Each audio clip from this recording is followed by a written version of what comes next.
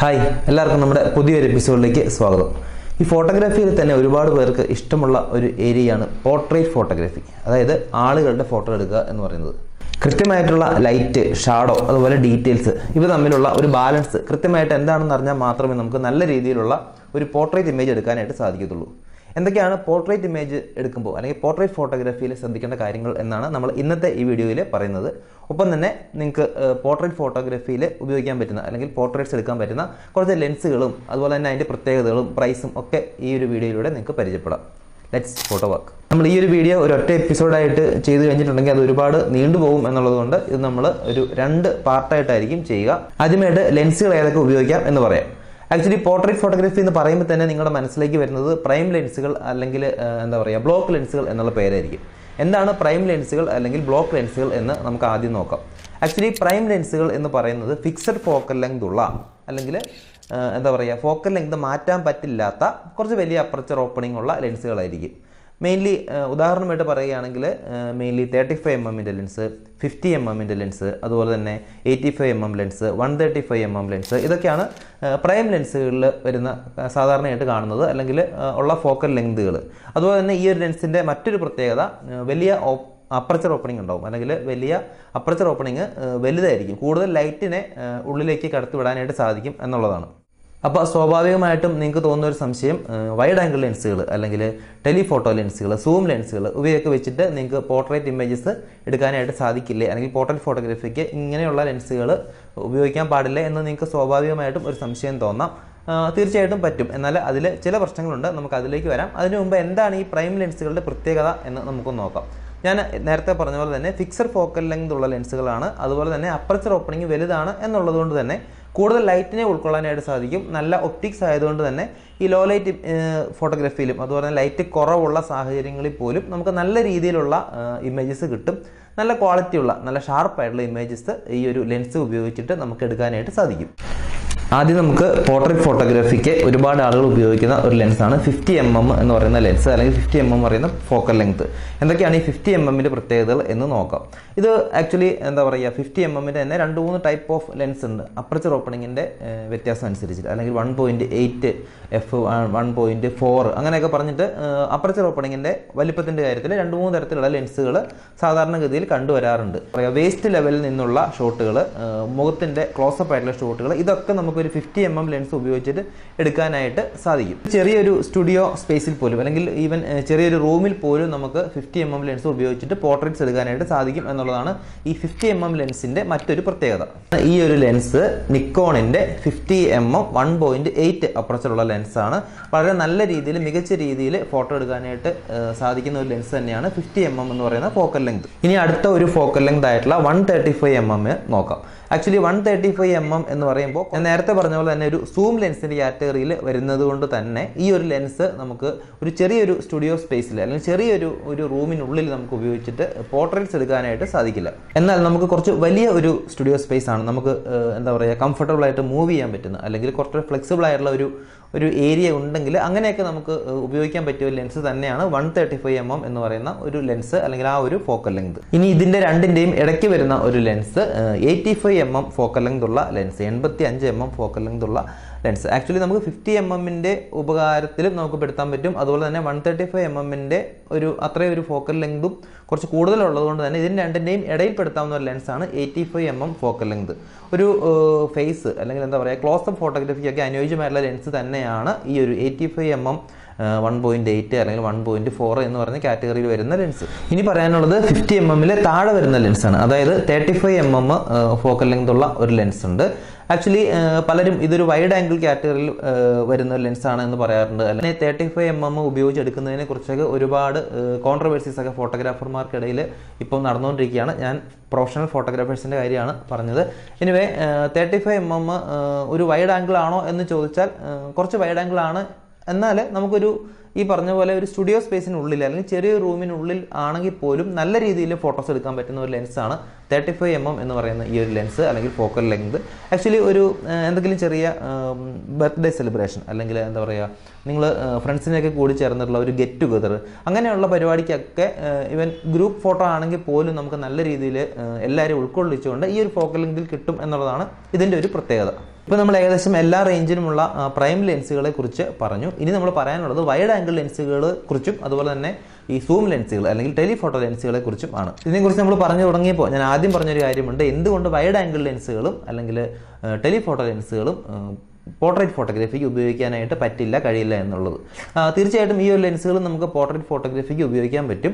Wide angle ലെൻസുകളുടെ കാര്യത്തിലേക്ക് വന്നു കഴിഞ്ഞിട്ടുണ്ടെങ്കിൽ നമ്മുടെ ഒരു വ്യൂവിങ് ആംഗിൾ അല്ലെങ്കിൽ എന്താ പറയുക ഫോക്കൽ ലെങ്ത് കുറയും തോറും ഒരു 30mm 20mm 18mm അങ്ങനെ വരും തോറും നമ്മുടെ ഇമേജസ് ഡിസ്റ്റോർട്ടഡ് ആവാനുള്ള സാധ്യതയുണ്ട്, അല്ലെങ്കിൽ പോർട്രേറ്റ്സിലെ ഫേസ് ഡിസ്റ്റോർഷൻ വരാനുള്ള സാധ്യതയുണ്ട്, വലിഞ്ഞ് നിൽക്കുന്ന പോലെ. ഉദാഹരണമായിട്ട് നമ്മൾ ഈ ആധാർ കാർഡിലൊക്കെ ഫോട്ടോ എടുക്കുമ്പോൾ കാണാറില്ലേ, വലിഞ്ഞ് നമുക്ക് എന്താ പറയുക ആ ഒരു നോർമൽ ഷേപ്പിൽ നിന്ന് വ്യത്യാസമായിട്ടുള്ള ഡിസ്റ്റോർഷൻ എന്നാണ് അതിൽ ഫോട്ടോഗ്രാഫിയിൽ പറയുക. അങ്ങനെ ഒരു ഇമേജസ് ഡിസ്റ്റോർട്ടഡ് ആവാനുള്ള സാധ്യതയുണ്ട് എന്നുള്ളതാണ് വൈഡ് ആംഗിൾ ഉപയോഗിക്കുമ്പോൾ ഉള്ള ഒരു പ്രശ്നം. അതുപോലെ തന്നെ സൂം ലെൻസുകൾ ഉപയോഗിക്കുമ്പോൾ നമുക്കൊരു എന്താ പറയുക സ്പേസ് ഒരു പ്രശ്നമാണ്.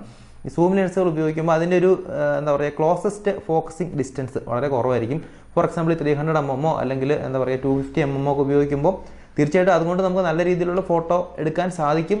എങ്കിൽ തന്നെയും നമുക്കൊരു എന്താ പറയുക ഒരു എൻട്രി ലെവൽ ഫോട്ടോഗ്രാഫർ എന്നുള്ള നിലയിൽ ലിമിറ്റഡ് സ്പേസിനുള്ളിൽ നിന്ന് എടുക്കുമ്പോൾ അല്ലെങ്കിൽ കുറച്ച് ദൂരെ നിന്നൊക്കെ എടുക്കുമ്പോഴാണെങ്കിൽ നമുക്ക് ഉപയോഗിക്കാൻ പറ്റും. എന്നാൽ അടുത്ത് നിന്ന് എടുക്കുമ്പോൾ ഒരു ചെറിയ ഇവൻറ്റ്സ് അങ്ങനെയൊക്കെ വരുമ്പോൾ ഈ ഒരുപാട് ടെലിഫോട്ടോ അങ്ങനെയുള്ളൊരു പ്രോപ്പർട്ടി ഉള്ള ലെൻസ് നമുക്ക് ഉപയോഗിക്കൽ കുറച്ച് കംഫർട്ടബിൾ ആയിരിക്കില്ല, അല്ലെങ്കിൽ കുറച്ച് ബുദ്ധിമുട്ടുണ്ടാക്കും എന്നുള്ളതുകൊണ്ടാണ് ഇതിൽ പറയാത്തത്.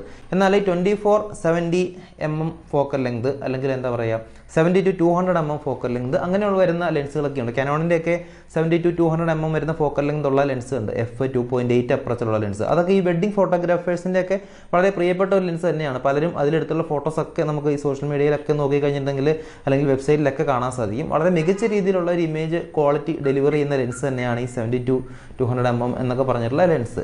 ഇനി ഇതൊക്കെയാണ് നിങ്ങൾക്ക് ഉപയോഗിക്കാൻ സാധിക്കുന്ന ലെൻസുകൾ.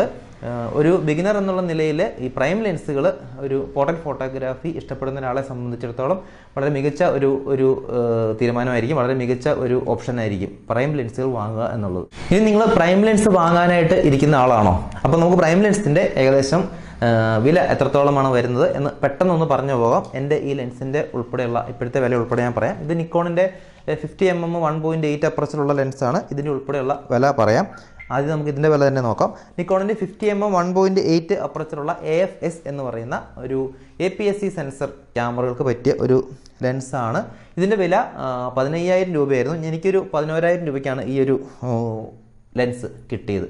15,600 രൂപ അല്ലെങ്കിൽ 10,000-നും ഒരു 15,000-നും ഇടയിലാണ് ഇതിൻ്റെ ഒരു വില വരുന്നത്. ഈ ഒരു ലെൻസിൻ്റെ അതേ സ്പെസിഫിക്കേഷനുള്ള കാനോണിൻ്റെ ലെൻസ് ഉണ്ട്. 50mm 1.8 അപ്രച്ചിലുള്ള ലെൻസ് നിക്കോണിനേക്കാളും കുറച്ച് വില കുറവാണ്.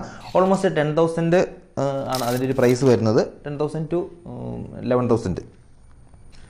ഞാൻ നേരത്തെ പറഞ്ഞ ടെലിഫോട്ടോ ലെൻസിൽ വരുന്ന കാനോണിൻ്റെ 70 to 200mm വരുന്ന f2.8 അപ്രച്ചുള്ള ലെൻസിൻ്റെ വില ഓൾമോസ്റ്റ് 1,80,000 രൂപ അടുത്താണ്. അതുപോലെ തന്നെ അതേ സ്പെസിഫിക്കേഷനിൽ ടാമറോണിൻ്റെ കാനോൺ മൗണ്ട് ലെൻസുകളുണ്ട്.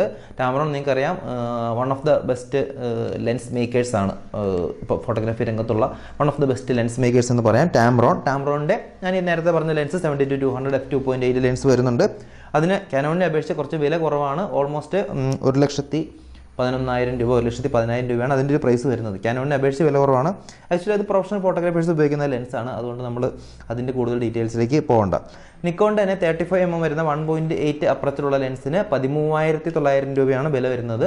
ഇതേ സ്പെസിഫിക്കേഷൻ തന്നെ, പക്ഷേ 35mm ആണ്. പിന്നെ സോണിക്ക് പറ്റിയ APS-C സെൻസർ ഫോർമാറ്റിലുള്ള ക്യാമറകൾക്ക് പറ്റിയ സോണിയുടെ 50mm 1.8 അപ്രച്ചിലുള്ള ലെൻസ് ഉണ്ട്. APS-C ലെൻസാണ്. FE മൗണ്ടുള്ള ലെൻസ് അതിന് ഓൾമോസ്റ്റ് 20,000 രൂപയാണ് അതിൻ്റെ ഒരു പ്രൈസ് പറയുന്നത്. ചില ആളുകൾ എടുത്ത ഫോട്ടോ അല്ലെങ്കിൽ ചില ഫോട്ടോസ് കാണുമ്പോൾ നമുക്ക് തോന്നും എങ്ങനെയാണ് ഇത്രയും നല്ലൊരു ഇമേജ് എടുക്കാനായിട്ട് സാധിക്കുന്നത്, എങ്ങനെയാണ് ഇത്രയും ക്വാളിറ്റിയുള്ള ഇത്രയും ഷാർപ്പായിട്ടുള്ള ഇമേജസ് നമുക്ക് കിട്ടുക. നിങ്ങൾക്കും അങ്ങനെയുള്ള ഇമേജ് കിട്ടും. ഞാൻ ഈ പറയുന്ന കാര്യങ്ങൾ ഇനി പറയാൻ പോകുന്ന കുറച്ച് കാര്യങ്ങൾ ഒന്ന് ശ്രദ്ധിക്കുക. നിങ്ങൾക്കും ഷാർപ്പായിട്ടുള്ള വളരെ ക്വാളിറ്റിയുള്ള ഇമേജസ് എടുക്കാനായിട്ട് സാധിക്കും. ക്യാമറ അപ്പർച്ചർ പ്രയോറിറ്റി മോഡിൽ ഇട്ടിട്ട് ഫോട്ടോ എടുക്കുക. കാനോണിൽ, നിക്കോണിൽ, സോണിയിൽ എല്ലാത്തിലും A മോഡ് അല്ലെങ്കിൽ AV മോഡ് അപ്പർച്ചർ പ്രയോറിറ്റി എന്ന് പറയുന്ന മോഡുണ്ട്. ഇതിൽ നമ്മൾ അപ്പർച്ചർ നമുക്ക് കൺട്രോൾ ചെയ്യാൻ സാധിക്കും, ബാക്കിയുള്ള കാര്യങ്ങൾ ക്യാമറ കൺട്രോൾ ചെയ്തോളും. എന്താണ് അപ്പർച്ചർ പ്രയോറിറ്റി? എന്താണ് അപ്പർച്ചർ പ്രയോറിറ്റി മോഡിന്റെ പ്രത്യേകത എന്ന് ജസ്റ്റ് ഒന്ന് പറയാം. അപ്പർച്ചർ ആണ് നിങ്ങളുടെ ഇമേജിന്റെ ക്വാളിറ്റിയും അതുപോലെ തന്നെ നിങ്ങളുടെ ഇമേജിന്റെ ബാക്ക്ഗ്രൗണ്ട് ബ്ലറും ഒക്കെ നിർണ്ണയിക്കുന്ന പ്രധാനപ്പെട്ട ഒരു കാര്യം. അപ്പർച്ചർ സെറ്റിംഗ് കൃത്യമായിട്ട് ഉപയോഗിക്കുന്ന വഴി നിങ്ങൾക്ക് വളരെ ഷാർപ്പായിട്ടുള്ള എന്നാൽ വളരെ നല്ല ക്വാളിറ്റിയുള്ള കൃത്യമായിട്ടുള്ള ഫോക്കസിലുള്ള ഇമേജ് ഒക്കെ എടുക്കാനായിട്ട് സാധിക്കും. സബ്ജക്റ്റ് ഷാർപ്പ് ആവാനും നല്ല ക്വാളിറ്റിയിൽ ഇമേജ് കിട്ടുന്നതിനും അതുപോലെ തന്നെ ബാക്ക്ഗ്രൗണ്ട് ബ്ലർ കൃത്യമായി കിട്ടുന്നതിനും പറ്റിയ പോർട്രേറ്റ് ഫോട്ടോഗ്രാഫിക്ക് ഉപയോഗിക്കാൻ പറ്റിയ കുറച്ച് അപ്പർച്ചർ സെറ്റിങ്ങുകളാണ് ഞാൻ പറയുന്നത്. F2 അല്ലെങ്കിൽ F2.8 തുടങ്ങിയ അപ്പർച്ചറുകൾ ക്ലോസ് ഫോട്ടോഗ്രാഫിയിൽ അല്ലെങ്കിൽ ക്ലോസ് പോർട്രേറ്റിൽ ഹെഡ് ക്ലോസ് ചെയ്യുന്ന അല്ലെങ്കിൽ ഫേസ് ക്ലോസപ്പ് അങ്ങനെയുള്ള രീതിയിലൊക്കെ ഫോട്ടോ എടുക്കുന്നവർക്ക് ഉപയോഗിക്കാൻ പറ്റിയ അപ്പർച്ചറുകളാണ് F2 to F2.8 ആ ഒരു അപ്പർച്ചർ സെറ്റിംഗ്. ഇനി ഒരു ഫുൾ ഷോട്ട്, ഒരാളുടെ മുഴുവനായിട്ട് കാണുന്ന രീതിയിലുള്ള ഒരു ഷോട്ട് അല്ലെങ്കിൽ നിർത്തിക്കൊണ്ടുള്ള ഒരു മോഡൽ ഫോട്ടോഗ്രാഫി, ഫാഷൻ ഫോട്ടോഗ്രാഫി, അങ്ങനെ ഒരാളെ നിർത്തിക്കൊണ്ടുള്ള type of photography, full length ഷോട്ടുകൾക്ക് നിങ്ങൾക്ക് F4 to F5.6 വരെയുള്ള അപ്പർച്ചറുകൾ യൂസ് ചെയ്യാൻ സാധിക്കും. വളരെ നല്ല രീതിയിലുള്ള ഷാർപ്പായിട്ടുള്ള നല്ല ബാക്ക്ഗ്രൗണ്ട് ബ്ലറുള്ള ഇമേജസ് നിങ്ങൾക്ക് കിട്ടും. ഈ ബാക്ക്ഗ്രൗണ്ട് ബ്ലർ കിട്ടാനായിട്ട് കുറച്ച് കാര്യങ്ങൾ നമ്മൾ ശ്രദ്ധിക്കണം. ഞാൻ നേരത്തെ ഒരു വീഡിയോ ചെയ്തിട്ടുണ്ട് ബാക്ക്ഗ്രൗണ്ട് ബ്ലർ കിട്ടാനായിട്ട്. നമുക്ക് ആക്ച്വലി ഒരു കിറ്റ് ലെൻസിൽ പോലും നമുക്ക് എന്താ പറയുക 18mm അല്ലെങ്കിൽ 20mm അങ്ങനെയുള്ള ഒരു ഫോക്കൽ ലെങ്തിൽ പോലും നമുക്ക് കൃത്യമായിട്ടുള്ള ഒരു ബാക്ക്ഗ്രൗണ്ട് ബ്ലർ കിട്ടും. പക്ഷെ അതിൽ ശ്രദ്ധിക്കേണ്ട കുറച്ച് കാര്യങ്ങളുണ്ട്. നമ്മുടെ ചാനലിൽ നമ്മൾ നേരത്തെ ഒരിക്കൽ ചെയ്ത ആ വീഡിയോയുടെ ലിങ്ക് ഉണ്ടാവും, ആ വീഡിയോ ഒന്ന് കണ്ടു നോക്കുക, ബാക്ക്ഗ്രൗണ്ട് ബ്ലർ കിട്ടാനായിട്ട് ചെയ്യേണ്ട കാര്യങ്ങൾ.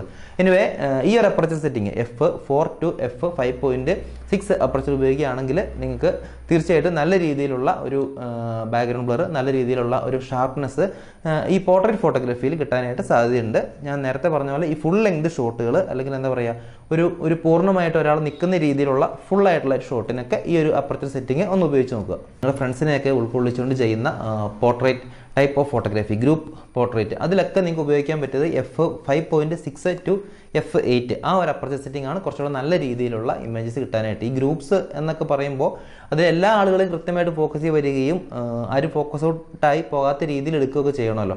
അപ്പോൾ കുറച്ച് അപ്പർച്ചർ സെറ്റിംഗ് നമ്മളൊന്ന് കുറച്ചൊന്ന് അഡ്ജസ്റ്റ് ചെയ്ത് ഒരു 5.6 to 8 വരെയൊക്കെ നമുക്ക് ഉപയോഗിക്കാനായിട്ട് പറ്റും. ആ ഒരു സെറ്റിംഗിൽ നിങ്ങൾക്ക് കൃത്യമായിട്ടുള്ള ഒരു നല്ല രീതിയിലുള്ള ഒരു ഇമേജസ് കിട്ടും. നിങ്ങൾ ഹാൻഡ് ഹെൽഡ് ആയിട്ട് ഷൂട്ട് ചെയ്യുമ്പോൾ, ക്യാമറ കയ്യിൽ പിടിച്ച് ഷൂട്ട് ചെയ്യുമ്പോൾ ശ്രദ്ധിക്കേണ്ട പ്രധാനപ്പെട്ട ഒരു കാര്യമാണ് ഫോട്ടോസ് എടുക്കുമ്പോൾ, പോർട്രേറ്റ് ആയിക്കോട്ടെ ഏത് ടൈപ്പ് ഓഫ് ഫോട്ടോഗ്രാഫി ആയിക്കോട്ടെ, നമ്മുടെ ഹാൻഡ്സിന് നോർമൽ ആയിട്ടുള്ള ഒരു ചെറിയൊരു ഷിവറിങ് അല്ലെങ്കിൽ ചെറിയൊരു ട്രെമേഴ്സ് ഉണ്ടാവാനായിട്ട് സാധ്യതയുണ്ട്. ചെറിയൊരു വിറയൽ നമ്മൾ എത്രത്തോളം നന്നായിട്ട് ഹോൾഡ് ചെയ്ത് പിടിച്ചു കഴിഞ്ഞാലും ആ ഒരു ചെറിയൊരു ട്രെമേഴ്സ് കൊണ്ട് അല്ലെങ്കിൽ ചെറിയൊരു വിറയൽ കൊണ്ട് നമുക്ക് എന്താ പറയുക ഇമേജിൻ്റെ ക്വാളിറ്റി നഷ്ടപ്പെടാൻ സാധ്യതയുണ്ട്. എത്രത്തോളം നമ്മൾ ടൈറ്റായിട്ട് പിടിച്ചു കഴിഞ്ഞാലും അത് വരും, അത് സ്വാഭാവികമായിട്ടും വരും. അല്ലെങ്കിൽ നിങ്ങൾ ട്രൈപോഡ് യൂസ് ചെയ്ത് ഉപയോഗിക്കുക. അപ്പോൾ ഷട്ടർ സ്പീഡ് ഇതിനെ നമുക്ക് ഒരു പരിധി വരെ നമുക്ക് ഓവർകം ചെയ്യാൻ പറ്റുന്നത് കുറച്ച് കൂടിയ ഷട്ടർ സ്പീഡ് ഉപയോഗിച്ചിട്ടാണ്. നിങ്ങൾ ഉപയോഗിക്കുന്ന ലെൻസിൻ്റെ ഒരു ഇരട്ടിയായിരിക്കണം നിങ്ങൾ ഉപയോഗിക്കുന്ന ഷട്ടർ സ്പീഡ്. പ്രത്യേകിച്ച് പോർട്രേറ്റ് ഫോട്ടോഗ്രാഫിയിൽ 1/100 and above എന്നാണ് നമ്മൾ നോർമലി ഒരു തമ്പ് റൂൾ അല്ലെങ്കിൽ നോർമലി ഒരു റൂള് പറയുക. എന്നാൽ ഞാൻ നേരത്തെ പറഞ്ഞ പോലെ സൂം ലെൻസുകൾ ഉപയോഗിക്കുന്നവർ അല്ലെങ്കിൽ ടെലിഫോട്ടോ കുറച്ച് കൂടി ഫോക്കൽ ലെങ്തുകൾ ഉപയോഗിക്കുന്നവർ ഈ ഒരു ഷട്ടർ സ്പീഡ് നോക്കരുത്. അതിനേക്കാൾ കൂടിയ ഒരു ഷട്ടർ സ്പീഡ് യൂസ് ചെയ്യുക. നിങ്ങൾക്ക് അറിയാം സൂം ലെൻസ് ഉപയോഗിച്ച് കഴിയുമ്പോൾ നമുക്ക് ചെറിയ ഒരു ഷിവറിങ് ആണെങ്കിൽ പോലും ചെറിയൊരു അനക്കമാണെങ്കിൽ പോലും അത് ഇമേജിനെ വലിയ രീതിയിൽ ബാധിക്കാൻ സാധ്യതയുണ്ട് അല്ലെങ്കിൽ അതിൻ്റെ ക്വാളിറ്റിയിൽ വരാനായിട്ട് സാധ്യതയുണ്ട്. അതുകൊണ്ട് 85mm അല്ലെങ്കിൽ എന്താ പറയുക 100mm അങ്ങനെയുള്ള ഫോക്കൽ ലെങ്ത് ഒക്കെ ഉപയോഗിക്കുകയാണെങ്കിൽ കുറച്ച് കൂടിയ ഒരു ഷട്ടർ സ്പീഡ് ഉപയോഗിക്കുക. 1/200 അല്ലെങ്കിൽ എബോവ് ഒക്കെ യൂസ് ചെയ്യുക. ഇനി കിഡ്സ് ഫോട്ടോഗ്രാഫി അല്ലെങ്കിൽ മൂവിങ് സബ്ജക്റ്റിൻ്റെ ഫോട്ടോയാണ് നിങ്ങൾ എടുക്കാനായിട്ട് ഉദ്ദേശിക്കുന്നത് എന്നുണ്ടെങ്കിൽ ഒരു കാര്യം പ്രത്യേകം ശ്രദ്ധിക്കുക, കൂടിയ ഷട്ടർ സ്പീഡ് എന്തായാലും നിങ്ങൾ ഉപയോഗിച്ചിരിക്കുക. 1/250 അല്ലെങ്കിൽ എബോവ് എന്നുള്ള ഒരു ഷട്ടർ സ്പീഡ് ആയിരിക്കണം നിങ്ങൾ ഉപയോഗിക്കേണ്ടത്. കാരണം കുട്ടികൾ നമുക്കറിയാം അവർ കൃത്യമായിട്ട് അവർ നിന്ന് നമുക്ക് ഫോട്ടോയ്ക്ക് ഒരിക്കലും പോസ് ചെയ്യില്ല, അവർ മൂവ് ചെയ്തുകൊണ്ടിരിക്കും. അതുപോലെ തന്നെ മൂവിങ് ആയിട്ടുള്ള ആളുകളുടെ പോർട്രേറ്റ്സ് ഒക്കെ നിങ്ങൾ എടുക്കാനായിട്ട് ഇപ്പോൾ സ്ട്രീറ്റിലൊക്കെ ഒരുപാട് ആളുകൾ അങ്ങനെ ചെയ്യുന്നുണ്ട്. നടന്നു വരുമ്പോൾ വെറുതെ ജസ്റ്റ് സ്ട്രീറ്റ് ഫോട്ടോഗ്രാഫി എന്നാണ് അവർ പറയുന്നത്, ആക്ച്വലി അത് സ്ട്രീറ്റ് പോർട്രേറ്റ് ആണ്. അങ്ങനെയൊക്കെ എടുക്കുമ്പോൾ എന്താ പറയുക കുറച്ച് കൂടിയ ഷട്ടർ സ്പീഡ് നിങ്ങൾക്ക് ഉപയോഗിക്കാനായിട്ട് ശ്രദ്ധിക്കുക. അപ്പർച്ചറും ഷട്ടർ സ്പീഡും പോലെ തന്നെ ശ്രദ്ധിക്കേണ്ട ഒരു കാര്യമാണ് ISO അല്ലെങ്കിൽ ISO സെൻസിറ്റിവിറ്റി, ലൈറ്റിൻ്റെ സെൻസിറ്റിവിറ്റി നോക്കുക എന്നുള്ളത്. നമ്മൾ ഷട്ടർ സ്പീഡ് ഹൈ ഒരുപാട് കൂട്ടിയിട്ട് അതിനോടൊപ്പം തന്നെ ഇമേജസ് ഡാർക്കായി പോവുകയാണെങ്കിൽ കൂടിയ ISO ഉപയോഗിക്കരുത് ഒരിക്കലും. നോയ്സ് ഉണ്ടാവാൻ സാധ്യതയുണ്ട് എന്നുള്ളത് കൊണ്ട് വളരെ ചെറിയ അല്ലെങ്കിൽ ഏറ്റവും മിനിമം ISO ഉപയോഗിക്കുക എന്നുള്ളതാണ്. ISO കൂട്ടാതെ വേറെ ഒരു നിവൃത്തിയുമില്ല എന്നുള്ള ഒരു സാഹചര്യത്തിൽ മാത്രം ISO കൂട്ടുക. തീർച്ചയായിട്ടും ISO ഒരു 400 അല്ലെങ്കിൽ ആ ഒരു റേഞ്ചിലേക്കോ അതിന് മുകളിലേക്കൊക്കെ പോയി കഴിഞ്ഞിട്ടുണ്ടെങ്കിൽ നോയ്സ് ഉണ്ടാവും. ഒരു ഇമേജ് എഡിറ്റിംഗ് സോഫ്റ്റ്വെയർ വഴി അല്ലെങ്കിൽ ഇപ്പോഴത്തെ പുതിയ ഫോട്ടോഷോപ്പിലോ അല്ലെങ്കിൽ ലൈറ്റ് റൂമിലോ ഒക്കെ വഴി നിങ്ങൾക്ക് നോയ്സ് റിഡ്യൂസ് ചെയ്യാൻ പറ്റും, നോയ്സ് കളയാനായിട്ട് സാധിക്കും. എന്നാലും ഒരുപാട് ISO കൂട്ടി കഴിഞ്ഞിട്ടുണ്ടെങ്കിൽ അത് നല്ല നോയ്സ് ഉണ്ടാവും, ഇമേജിന്റെ ക്വാളിറ്റി ഒക്കെ ബാധിക്കും എന്നുള്ളതുകൊണ്ട് പരമാവധി ISO കുറച്ച് തന്നെ ഷൂട്ട് ചെയ്യാനായിട്ട് ശ്രദ്ധിക്കും. പോർട്രേറ്റ് ഫോട്ടോഗ്രാഫിയിൽ ഇൻഡോർ കണ്ടീഷനിലൊക്കെ ഉപയോഗിക്കാൻ സാധിക്കുന്ന ISO സെറ്റിംഗ് നോർമലി ഒരു ബ്രൈറ്റ് ആയിട്ടുള്ള ലൈറ്റിംഗ് കണ്ടീഷൻ ആണെങ്കിൽ 100 to 400 ആണ് നിങ്ങൾക്ക് ഉപയോഗിക്കാനായിട്ട് പറ്റുന്നത്. എന്നാൽ ലൈറ്റ് വളരെ കുറവാണെങ്കിൽ, വളരെ ഡാർക്ക് ആയിട്ടുള്ള ഒരു കണ്ടീഷൻ ആണെങ്കിൽ 400 to 1000 ISO നിങ്ങൾക്ക് ഉപയോഗിക്കാനായിട്ട് സാധിക്കും. ഈ ഒരു ISOയുടെ മുകളിലേക്ക് പോകാതെ ഇരിക്കാനായിട്ട് ശ്രദ്ധിക്കുക, അല്ലെങ്കിൽ എന്തെങ്കിലും ലൈറ്റ് സോഴ്സുകൾ ഉപയോഗിക്കുക. ബെസ്റ്റ് പോർട്രേറ്റ്സ് കിട്ടുന്നതിനുള്ള കുറച്ച് അടിപൊളി ടിപ്സ് അടുത്തൊരു വീഡിയോയിൽ സെക്കൻഡ് പാർട്ടായിട്ട് നമ്മൾ ചെയ്യാം. ഈ ഒരു വീഡിയോ നിങ്ങൾക്ക് എല്ലാവർക്കും ഇഷ്ടപ്പെട്ടെന്ന് വിചാരിക്കുന്നു. ഇഷ്ടപ്പെടുകയാണെങ്കിൽ ലൈക്ക് ചെയ്യുക, ഷെയർ ചെയ്യുക, സപ്പോർട്ട് ചെയ്യുക. ചാനൽ സബ്സ്ക്രൈബ് ചെയ്യാത്തവർ ദയവായിട്ട് സബ്സ്ക്രൈബ് ചെയ്യുക. Bye for now, let's photo work.